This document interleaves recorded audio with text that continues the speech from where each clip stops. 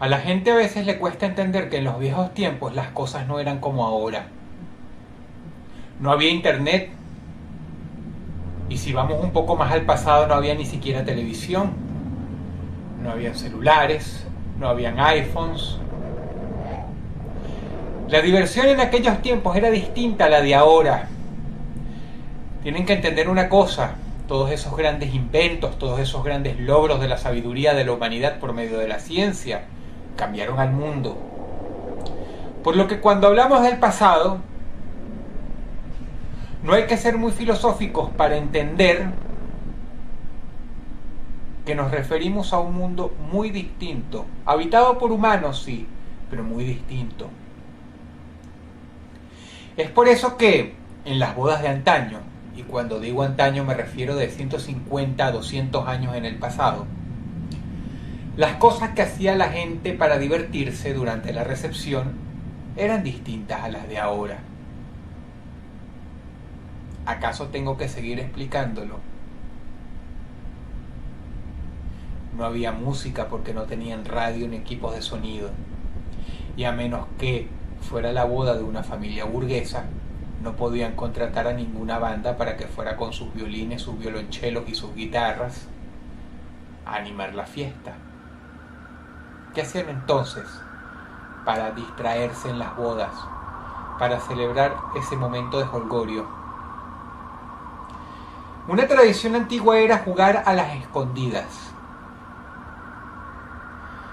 Pero así como hoy día, incluso durante las festividades más sagradas o durante los momentos más sagrados, ocurren desgracias, las desgracias en sí mismas, que son muy amigas de la humanidad, también estaban presentes en aquel entonces. Esto es una historia real que sucedió hace mucho tiempo en Europa. El novio y la novia se querían mucho, por lo menos ese es un accesorio útil de esta historia. Pero lo que sucedió en verdad fue lo siguiente. Empezaron a jugar a las escondidas.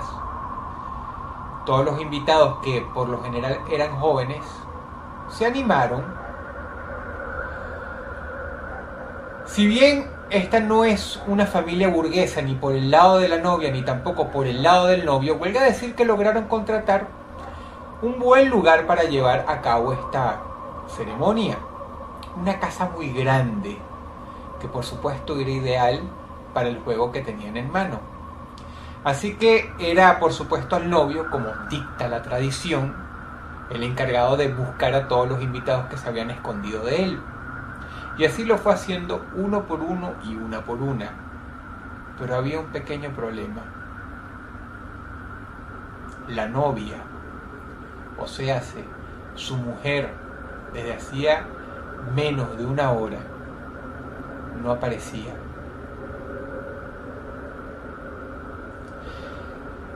Esta historia no define los sentimientos del novio, pero quiero que se lo imaginen. Primero furia, después pánico.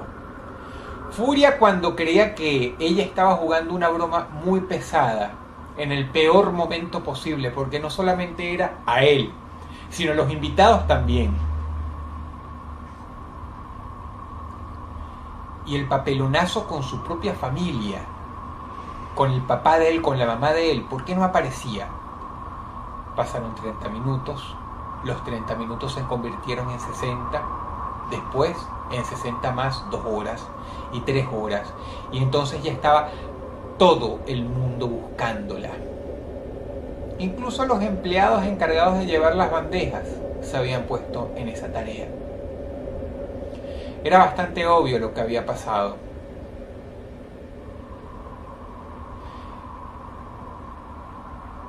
Ella se fue, decidió escaparse. Teorías muy posiblemente hubo muchas. Tenía un amante, se lo pensó mejor, no lo quería realmente. Y El pánico volvió a convertirse en odio porque ¿cómo ella pudo hacer eso? ¿Por qué tuvo que esperar hasta el último momento para escaparse, para irse, para fugarse? El novio se quedó con un corazón muy roto y se forzó a olvidarse de ella, habiendo dejado atrás muy difícilmente una grave cicatriz, no solamente por el despecho, sino por la humillación.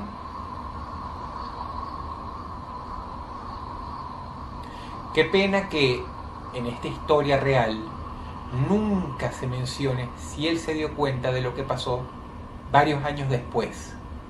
Si alguien se tomó la molestia de decírselo, porque no hay nada que lo mencione. La enorme casa había sido comprada por una familia burguesa.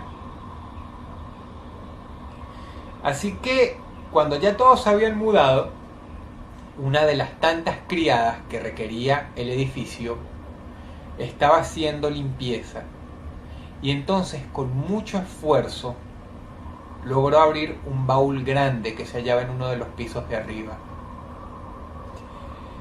¿Cuál fue su sorpresa? Que la señora gritó con todas sus fuerzas, y cuando el amo finalmente vino, no pudo creer el horror al ver a una mujer en posición fetal adentro, casi momificada. Era un cadáver horrible y, por supuesto, al abrir la tapa de este baúl, el hedor era asqueroso, incluso casi tóxico. El hallazgo, a pesar de ser muy mórbido, no habría pasado a mayores realmente, pero ¿qué sucede? Este cadáver grotesco, con la piel marcada en los huesos, lleva un traje de novia.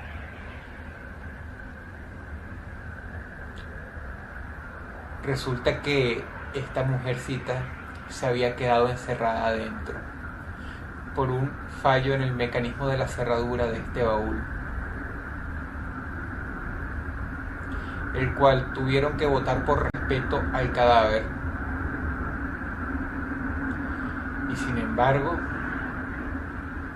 nunca podrán olvidar las marcas de uñas